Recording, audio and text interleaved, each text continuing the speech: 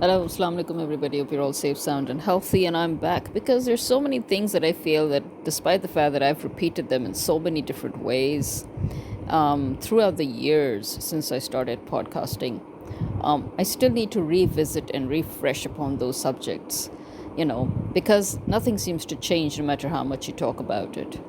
For example, my pet peeve about, wanting 100% made in Pakistan products. This is something that I talked about and I lamented about 17 years ago, actually, when I came back to Pakistan.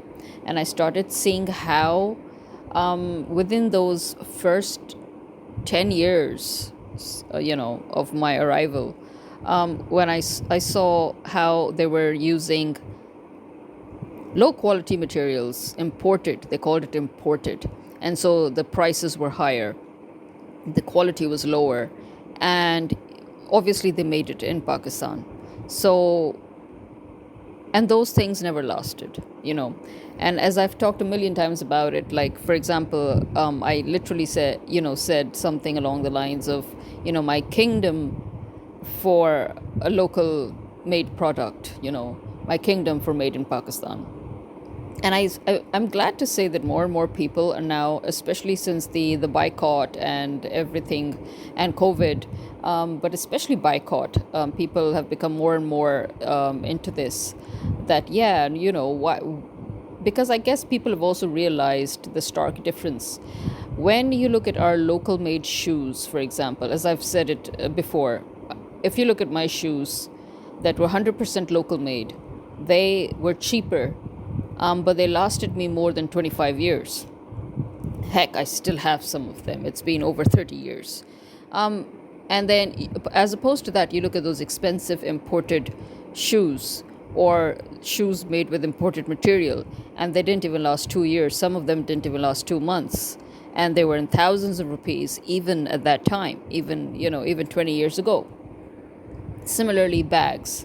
I remember that when I was working, as in when I had an actual 9 to 5 job, I literally went and this was the time when, as I said, these 10 years upon my arrival, when I was noticing these changes, I literally went on a hunt in the local markets for Pakistani shoes, Pakistani bags, because I didn't want them shredding and I didn't want them shedding.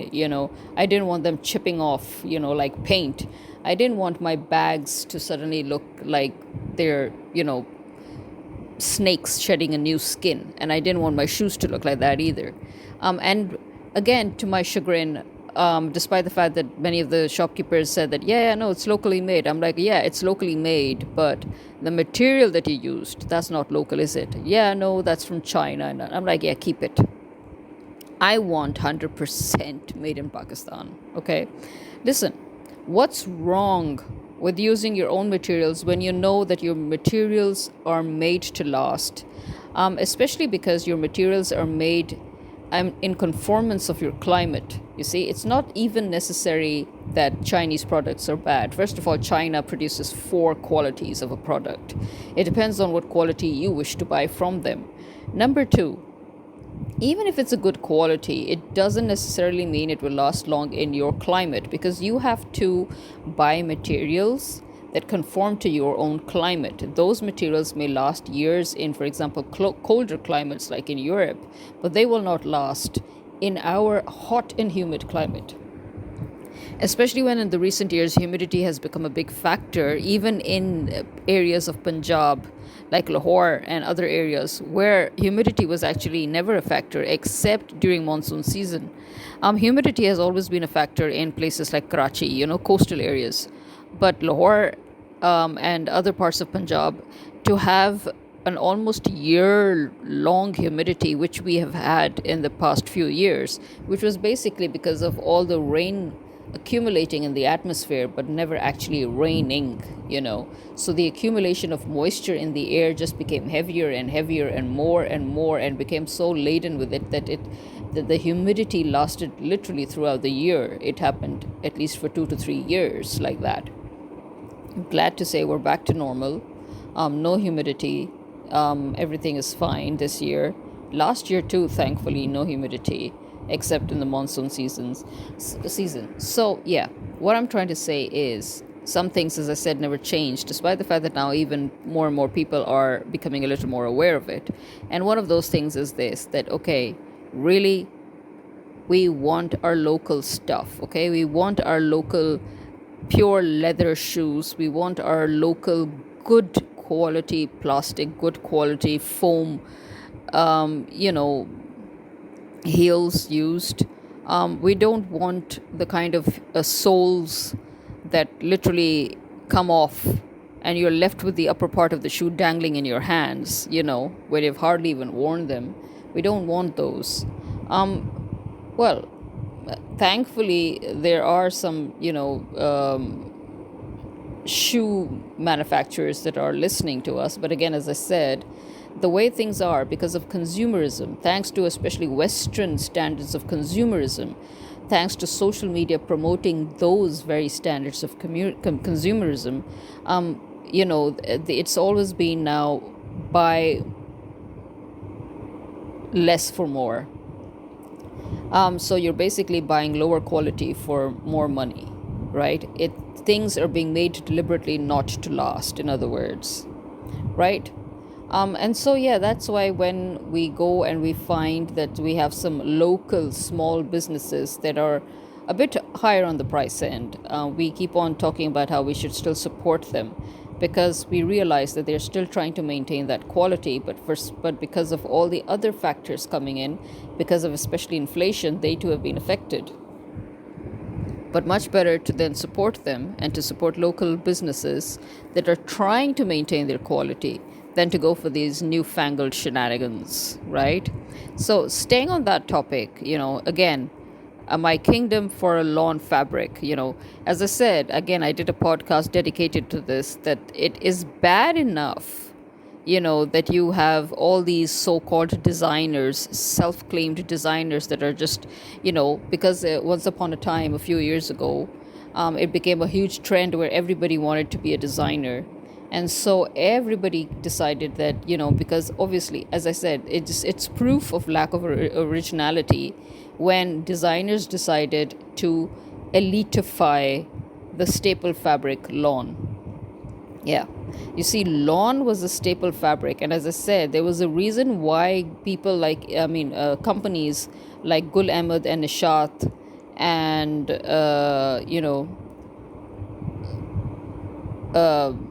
Sapna Sitara lawn, these three gigantic, manufacturers or textile industries of the lawn fabric.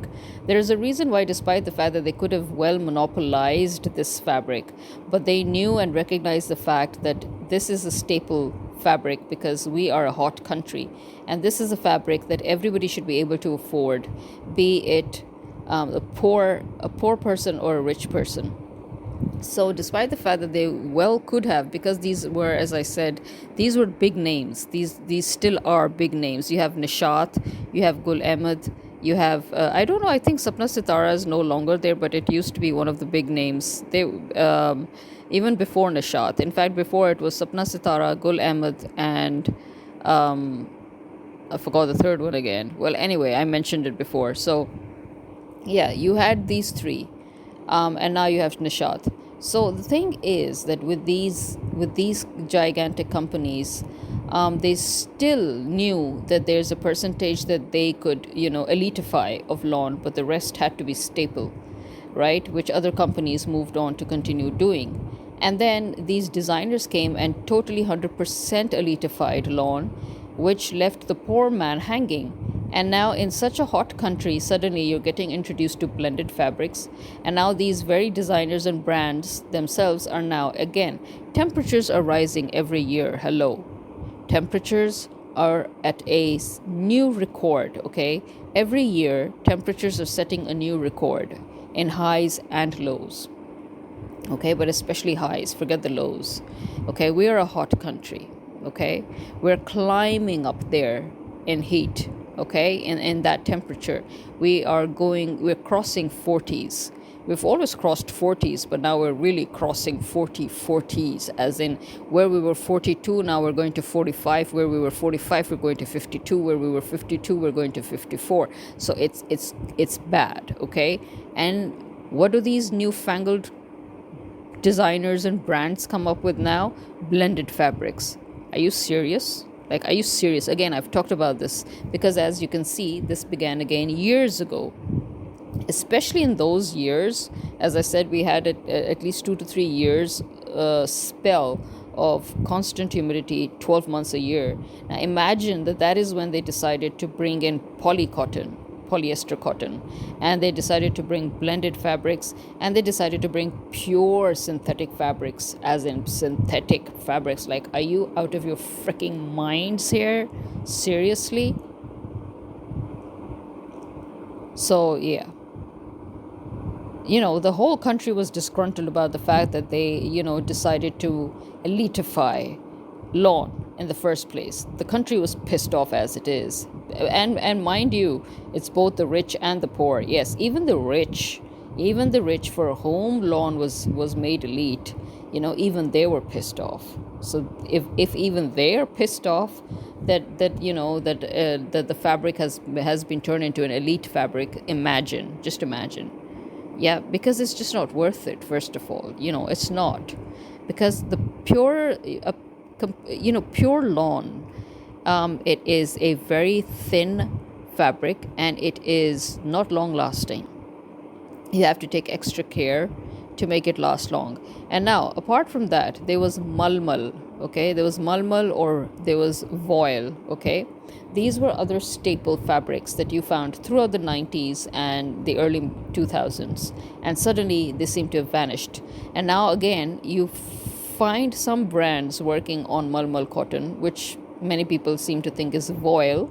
But according to my mother, no, they're two completely different fabrics. But okay, let's even pretend that mulmul is a voile. The point is, we used to have mulmul dupattas, Now, the thing is that even in India, even today, they use mulmul cotton, right? They use voile and mulmul actively. What happened to us? Like, where did our mulmul go? Where did our, pure, soft voile go? These were again staple fabrics. So what the hell are they doing here? Why are they bringing synthetic fabrics in a very rapidly hot country? Why are they forcing us to wear synthetic fabrics that we just cannot even tolerate, when we need our old breathable fabrics, our pure fabrics? What's wrong with everybody? Yes, I know some people are going to talk about the crisis of cotton farming, where we used to export cotton. Now the cotton industry is taken a hit. Well, guess what? Every industry is taken a hit. That's not even the problem right now. The problem is that this started before the farming took a hit, and before the industry took a hit. Yeah, I'm talking that this began literally 15 years ago.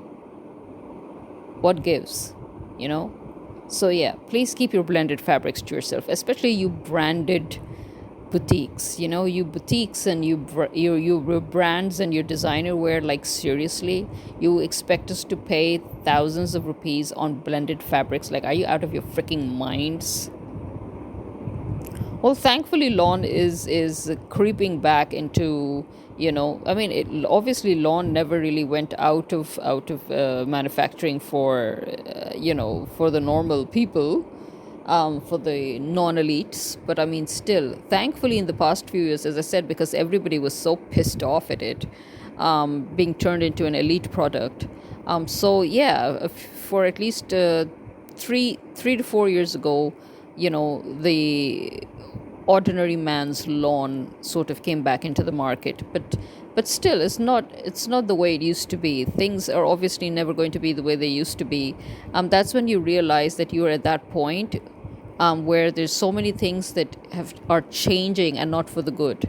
And I'm talking about those kind of changes that are going to be permanent changes. For example, it's just like how when you heard your grandparents say that, things are not what they used to be anymore. This used to be like this, and now it's completely changed, and there's no going back. So yeah, we're literally at that stage of our lives. At these past 20 years, we've been pushed to that stage of our lives where everything is going to be now completely changed.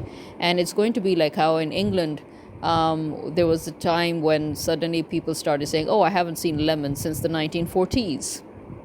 Imagine. And we're thinking, excuse me, we have here lemons in rows in people's homes. What are they talking about that they haven't seen a lemon since 1940?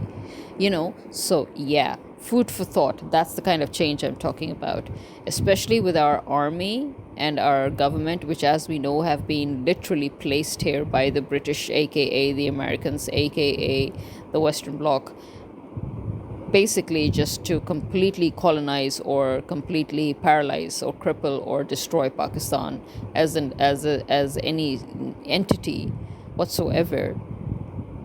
So what are they doing? They're destroying our farms. In fact, they're creating situations which, again, if you listen to my previous podcast, you would know. They are literally forcing the farmers. They're creating situations where the farmers are obliged to destroy their own farms now. So we're an agricultural country. Where are we going to go if all our farms, our cotton industry, our wheat harvest, then our rice, which is always being smuggled and then stamped made in India? There is no such thing as Indian basmati. I've repeatedly said this in almost every single podcast of mine. Whenever I've talked about harvest and farming and basmati, there is no such thing as Indian basmati. Basmati is purely unique to Pakistan, okay? It is smuggled via Dubai to India, and there it is stamped made in India or Indian basmati, and then it's given to the whole bloody world, and the whole world is basically endorsing that smuggling by buying it. It's the same thing when it comes to Afghanistan, us smuggling wheat flour to Afghanistan. So is this all that Pakistan is supposed to be doing now? Pakistan is going to smuggle every single mofo thing that it has. Yeah, we have wheat, smuggle it to Afghanistan. We have rice, smuggle it to India. We have emeralds, smuggle it to the Middle East. We have gold, smuggle it, let China come and steal it all away. We have precious stones. Oh, we have rare earth minerals. Just dash it away to America. Like, seriously, is that what we're here for? Is that what Pakistan is here for? To just smuggle everything to everybody in the whole freaking world? I thought we were supposed to be the beggars. Aren't we supposed to be the beggars? Then why is it that the whole world is the beggar right now? Why is it that every single person is literally stealing and looting and plundering from us? Yeah, food for thought here. And you know what? I was actually listening again. This is again something that I've covered so many times before in the past. So again, this is something that I have to do a refresher course on, here today. Because I was listening to a vlogger talk about how, and it's the same thing. They always seem to say the same thing over and over again. And I'm kind of tired of correcting them and correcting people. It's like, oh, the new generation. I've been hearing this for 25 years now. Imagine, what is that new generation that keeps on coming for 25 years? So the new generation, they don't have that patience. They don't have the compromise. And once again, everybody's saying that, oh, girls need to compromise. Like, seriously? No. And that's why there's so much divorce. No. Let's stick to facts. And people obviously are they're obliged to agree with me whenever I go face to face on this. The most common reason for divorce nowadays is dishonesty, marriage scams, fraud. Okay? You have people who are still bringing up their boys in the same Hindu culture. Okay? They're still bringing up their boys with that sense of Hindu chauvinism. But girls are being brought up with more and more Islamic awareness. So girls are aware of their Islamic rights and their privileges. They are aware of how an Islamic marriage is supposed to work. Okay? They're educated. They're financially independent most of the time. Okay?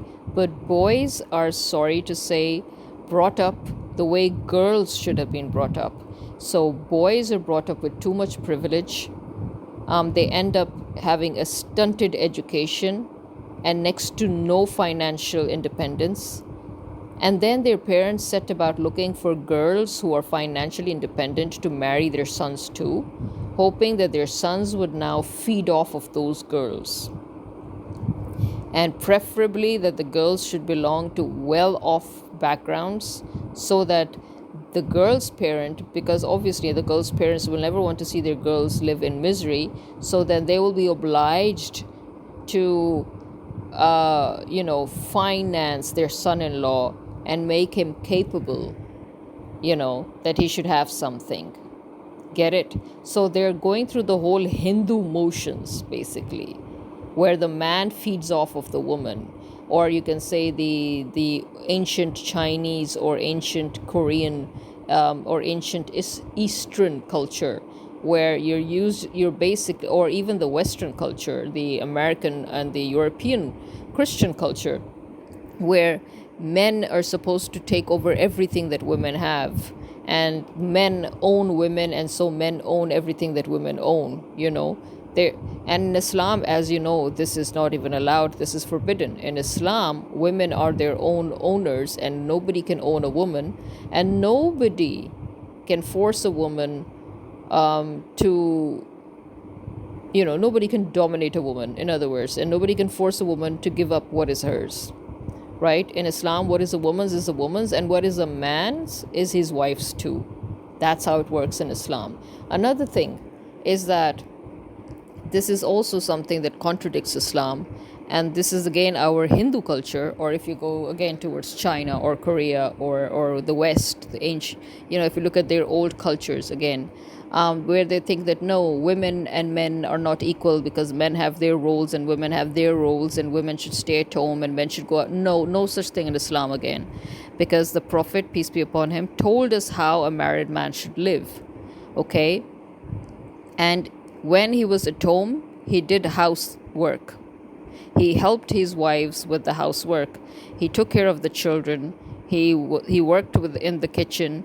He took care of his own clothes. He took care of the children's clothes. He took care of his own shoes. He took care of the children's shoes. He took care of the food. He took care of anything and everything that needed taking care of at home. He helped his wives. Okay? And then when he had to leave, then he left and did his other jobs out of the house. And so, as we know, the Prophet, peace be upon him, have told us how a husband should live with his wife, and he has told us how a marriage should be conducted, and he has told us what the role of a husband is at home and out of the home, and he has literally practiced it. And as Hazrat Aisha, he's one of his wives, and one of the biggest references to the Prophet's life, Hazrat Aisha has told us that the Prophet, peace be upon him, was the walking, talking Quran. If you have any questions, any confusions as to how Islam has told you to live, look at the Prophet's life. So there is no such thing as ifs and buts. There is no ifs and buts. There is no, it is good if a man works, but he doesn't need to. No. The Prophet himself has just told you that there is no ifs and buts. He's just told you that the way he's lived his life is the way you are expected to live your life. Okay? You are not superior to the Prophet. Okay? You are not superior to the Prophet. So why is it that he should do the house chores and you shouldn't? Why is it that you need somebody to give you a glass of water when he took his own glass of water? Why is it that you need somebody to press your clothes and to lay it out for you when he pressed his own clothes and he mended his own clothes and he mended his own shoes and he polished his own shoes and he did everything that he needed to? 13 wives. 13 wives the man had. Have you ever heard that one wife came preparing gold dishes for him. Another wife made him his favorite snack. A third wife got his clothes ready. A fourth wife came prancing in to make up his bed. I mean, did you hear any such thing? No. We heard that he made his own bed. We heard that he mended his own clothes. We heard that he mended his own shoes. We heard that he took care of his children with his wives. We heard that he took care of the kitchen with his wives. We heard that he cleaned the house with his wives. So explain to me, why is it that you are exempted from it? You, the common average man who is nothing compared to the Prophet. The Prophet is a superior being, okay? He is a superior being. You are nothing. You're not even shit next to him. So, why are you supposed to live like kings when he did everything himself? 13 wives. And you expect your one wife to cater to your every whim. Now, but yes, one thing I do agree that one of the other reasons why there could be problems in a marriage is too many wants as opposed to needs. And this is again not just a female problem, this is both male and female. The problem is, thanks to consumerism, yes, so you see that is where it comes. Thanks to consumerism and thanks to active unhealthy promotion of said consumerism on social media, people have been taken away from practicality and reality. People's moral values have been taken away. Yes, people's moral values, because you have to have a high moral value in order to understand resistance of temptation, in order to understand staying within your means, because that is how we have lived our lives for generations, staying within our means, okay? Even the rich, as we keep on and on reminding you nouveau riche people, or you want to be nouveau riche people, or you want to be's, we keep on and on reminding you people that the rich are the rich because they saved and they invested. They never wasted their money on consumerism. They knew where to spend their money and they knew where to hold their money. And 9 times out of 10, they held their money. You don't become rich overnight. That's another misconception that the social media and consumerism keeps on and on pounding into your head. And that is also one of the reasons for crimes and, again, lacking in moral values.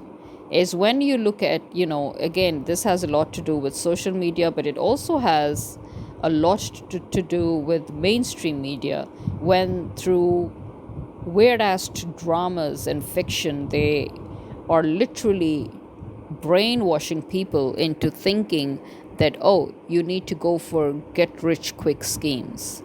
One of which is also marriage fraud, by the way. But here we are. So you see all these people suddenly coming from villages to cities, looking for ways where they can get rich overnight. And when they realize that that's not how it happens, then they resort to crime. Yes. And that's when you get high crime rate, or when you get a rise in street crime. Because people have forgotten to live within their means.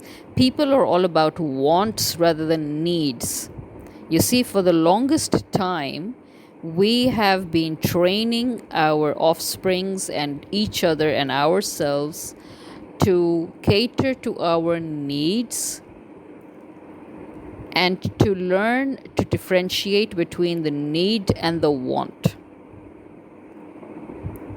So remember, whenever we have been trained and we have been training our offsprings to always think, do you need this? No. Okay, then leave it. Not do you want this, but do you need this? And that is how we tell ourselves also that, okay, the first thing you think when you're looking at all these things that tempt you is, do you need it?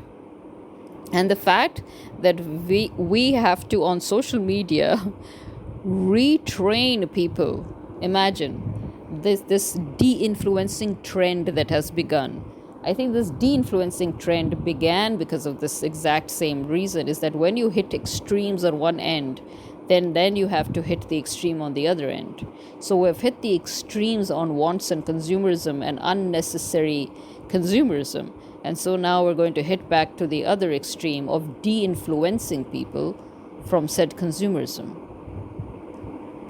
That is one of also, yes, the bigger reasons for marriages falling apart. But I would say that that is more in the sense of, as I said, not just, not in, if you look at our society, then it's not just that. Because as I said, in our society, it literally began 25 years ago.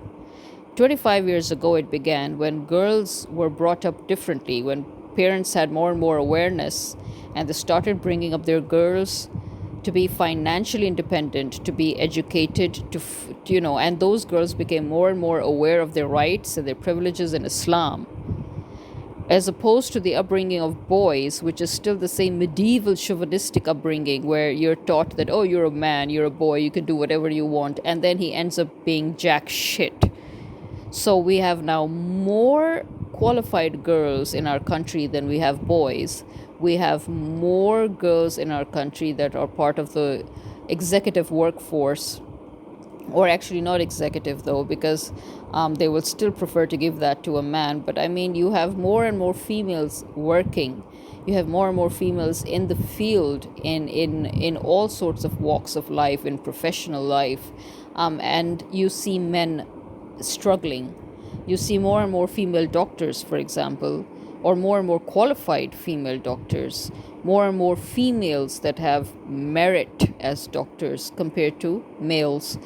So that's again because of overindulgence in the upbringing of men, where again, which as I said is a more Hindu concept, and so it goes against Islam, because in Islam you're supposed to overindulge your daughters. You're supposed to bring them up like princesses, and you're supposed to bring up your sons, instilling upon them responsibility, accountability, how to respect women, how to treat women, how to be financially independent, how to be responsible for a family, how to be disciplined, how to be foresighted, how to think about your future, how to maintain a career, how to live a good life, how to, all the different things that a man needs in order to provide for his family, right?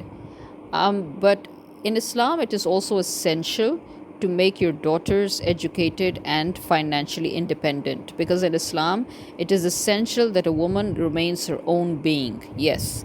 So, and we have reached that stage where, because, as I said, we have more and more useless men in our country, more and more useless boys in our country, we now have to stop prioritizing marriage. We have to stop pushing our girls and our boys towards marriage.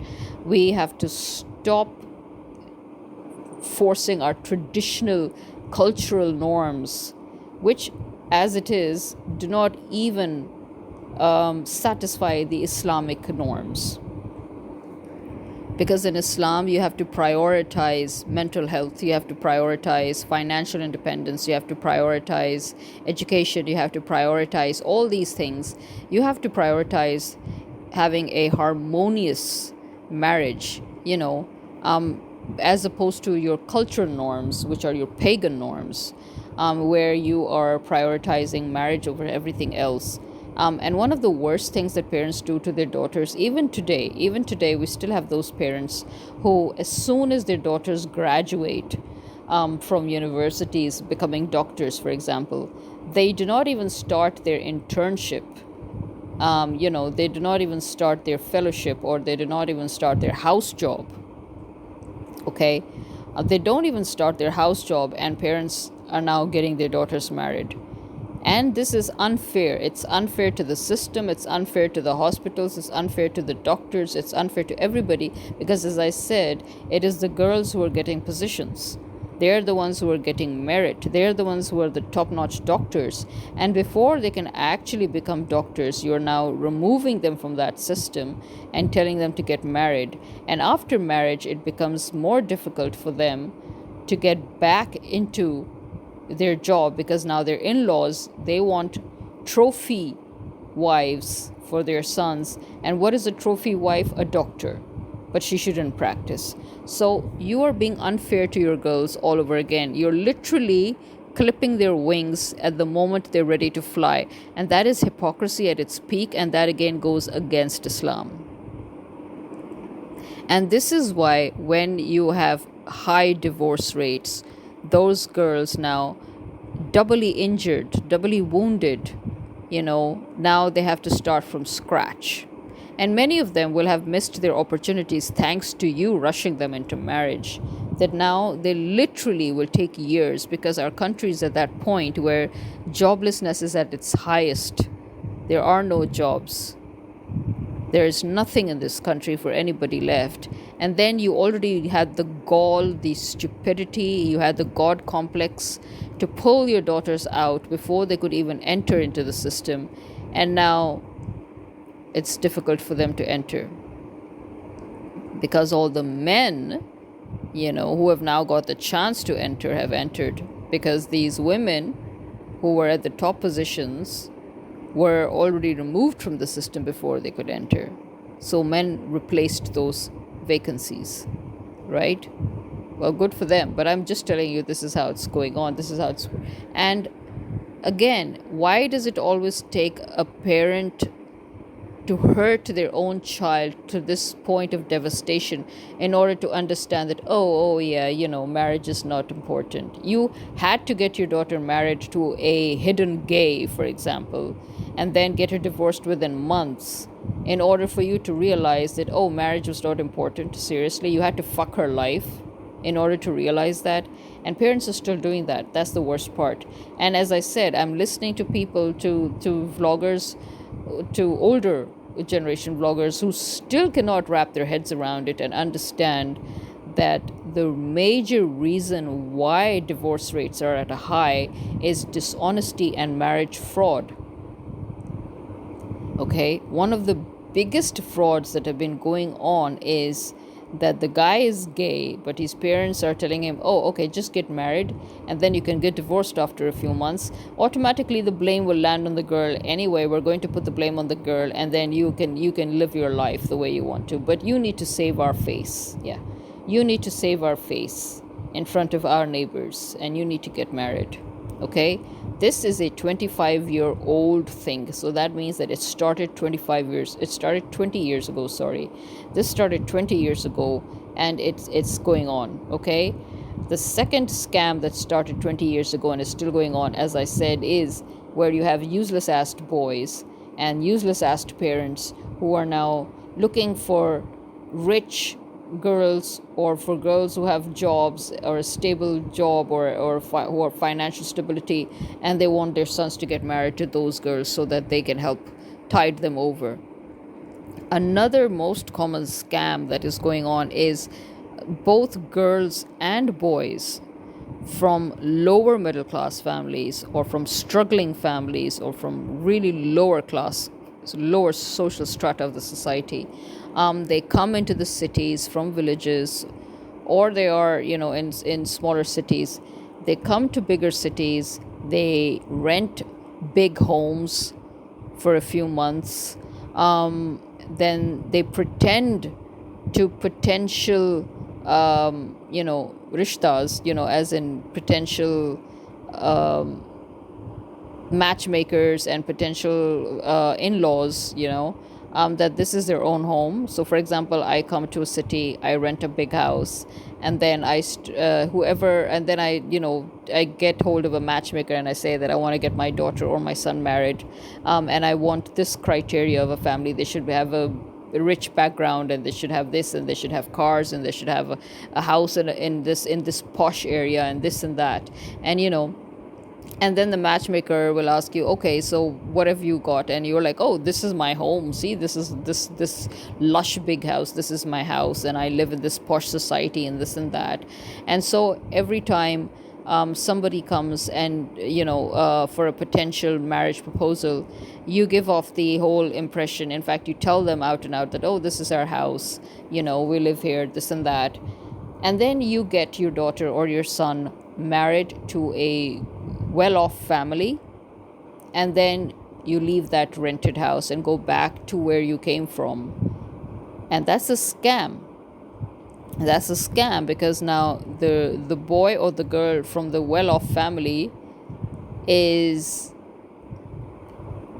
somebody that now you're trying to put in your grip, where now if even if you're a girl marrying into that rich family, now you will want to sponge off of them and send it off to your own family. And if you're a boy married into a rich family, you will again try to steal their property, or you will try to force the girl to put her property in your name, or you will try to blackmail her parents that you will divorce their daughter if they do not give you part of their property, or and then you will try to sponge off of them and give to your family. And obviously in that case, the girl's parents are just going to get her divorced and say, you know what, get lost. We'd rather have our daughter back with us at home than let you try to steal everything from us. But when you have a girl from a poor family, then you will try to somehow ignore the fact that she's sponging off and giving to her family. So, and this is why you have all these cliched, age-old expressions or idioms. Okay, literally, they're so apt that they work even today. For example, thodi ch bahta pੈ gaya, ਭੁੱਖੀ ਦੀ ਧੀ ਰੱਜੀ ਤੇ ਖੇ ਉਡਾਣ ਲੱਗੀ.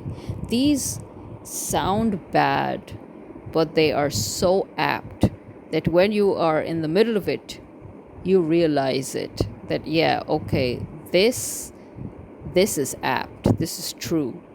Okay, because it is a psychological fact that when you come from a poor background, especially if you're married into a rich family, then you are forever in that complex. And so that that complex which the social media's consumerism feeds into, where it wants you to buy this and buy that and buy this and buy that, oh, I need this, oh, I need that. You don't need anything, actually. But that complex, that inferiority complex, plagues you.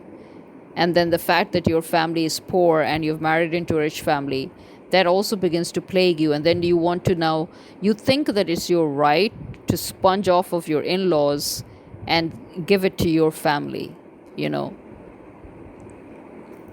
so that's how it begins. It begins with this inferiority complex. And I guess, and again, it comes back to that old, again, conclusion that people arrived at eons ago, that, we should try to get married in similar backgrounds. The husband and the wife should have similar backgrounds, because when you have similar backgrounds, then 90% of your mentality matches. When your mentality matches, then you have only 10% to work on, which is essentially a more harmonious marriage. So it's not about that the girl should compromise more, and it's not about, that there is no patience left. It's none of that. It's that people have blurred the lines so much, and people have crossed the boundaries so much. People decided that all those age-old things, those age-old adages, did not matter, only to realize that they do matter. It does matter that your background should match. It really does. Because, for example, and it's not just financial background. No. We're talking about religious background. We're talking about social background. We're talking about financial background, because your socioeconomic conditions, as I've said a million times, your socioeconomic conditions dictate the way you think. As I say, I give the example of that again and again, even when I talk about the Sharif family, Nawaz Sharif's family or Zardari and his family. They are essentially from extremely poor backgrounds. Extremely poor backgrounds. And so much so that they're, like Nawaz Sharif's father and Zardari's father, for example, that they resorted to bribery and dishonesty and corruption in order to make money and then to make connections amongst the elites so that they can push their family towards that circle. And as we know, Zardari, blackmailed Bhutto family into marrying Benazir Bhutto. On the other side, Nawaz Sharif's father literally bribed the army chief of that time and did business with him and was in cahoots with him in corruption and all, so that he could promote his never do well son Nawaz Sharif, the useless of the useless, who couldn't do anything in his life, so he promoted him into politics. So there is a reason why we say Nawaz Sharif is a product of the army, because he really is.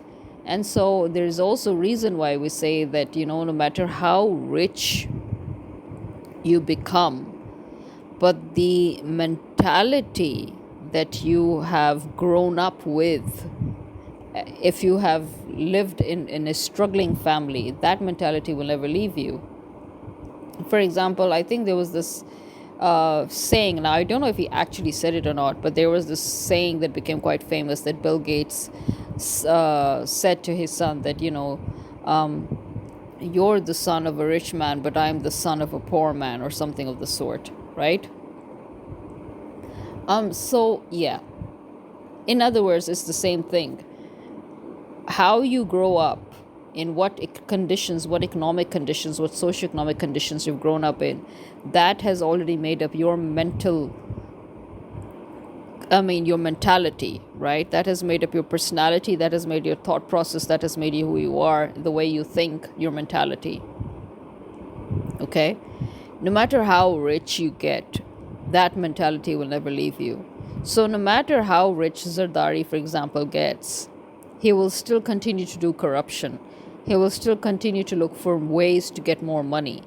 And the same is with the Sharif family, because they are essentially, both Zardari and the Sharif family, they are essentially mafias now. Basically, they're essentially a criminal organization, each of them.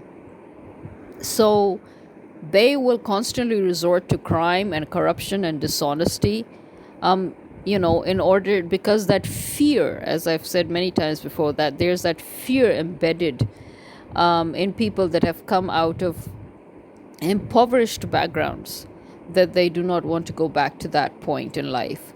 So no matter how much money they make, it's never enough.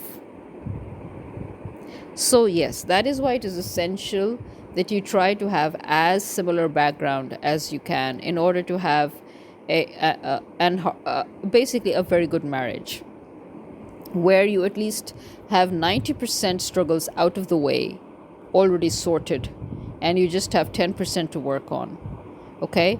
Again, as I said, it's not just your socioeconomic background, so many factors that come in. For example, those who have been born and bred abroad, they will never get along, and it's 80%, at least 80 to 85% of those marriages will not be harmonious marriages. If those who are born and bred abroad, for example, would get married to somebody who is born and bred in your own native country, because your backgrounds do not match, the exposure that you have had since you were born, that other person who has been born and bred in his own country his whole life, never traveled as such, or even if he has traveled, but because he was born and bred in a particular culture, in a particular background, in a particular country, he has not had that exposure or that mental capacity that you have had, because you were born and bred in a completely different country, where you were exposed to so many different other cultures, other religions, other races, other ethnicities. You understand? That makes a big difference. And that is why we say that exposure makes a big difference, traveling makes a big difference. But actually, being born and bred in a different country, living as an expat, that is a whole other exposure that even just traveling doesn't get you. So your mentality will not match. And 9 times out of 10, your marriage will not work. And so, why is it that the girl always has to compromise? Again, that's another thing that people keep on still thinking that, that just shows that we still haven't let go of our pagan culture, where we still think that no, the girl has to compromise. When again, in Islam, it is very clear that in various aspects, it is the man who has to compromise. Both the man and the woman, they both have to compromise. But we always seem to put the onus on the woman, even today. That just shows, again, as I said, it shows your mentality. So that just shows the mentality of the people that have lived in this culture, as opposed to those whose mentality has been changed due to exposure. So there is that. So there are these various things that I have, again, as I said, dedicated podcasts to for the longest time. But the fact that we still have to repeat ourselves and talk about these things over and over again, no, it's, again, as I said, it's not about patience. It's not that they lack patience. Marriages are breaking today because marriages are basically based on dishonesty. They're based on dishonesty, and they're based on mismatched backgrounds. So they're based on two completely mismatched mentalities. Most of these marriages are, one way or the other, marriage frauds of different variations going on. Either the man is gay, and he just has to marry to save face, or the man or the woman come from extremely impoverished backgrounds, but they're pretending that they have come from very good backgrounds. And again, you will clash, because their whole point is that they want to devour whatever it is that you have, because nobody wants to work hard. That's another problem. As I said, moral values in Pakistan are dead. Nobody wants to work hard. Everybody's selfish. Everybody thinks that the whole world owes him. Everybody thinks that it is everybody's duty to do something for him. And everybody thinks that he has the right to ask for anything from everybody. And nobody wants to work for what they want. And nobody wants to live within their means. Everybody wants to live the rich life. And they don't understand that you do not get rich overnight. They don't want to understand. Let's put it this way. Everybody's too busy looking at what other people have. In order to work hard to get there themselves. That is essentially the problem going on here. Well, this is me signing out. Khuda Hafiz.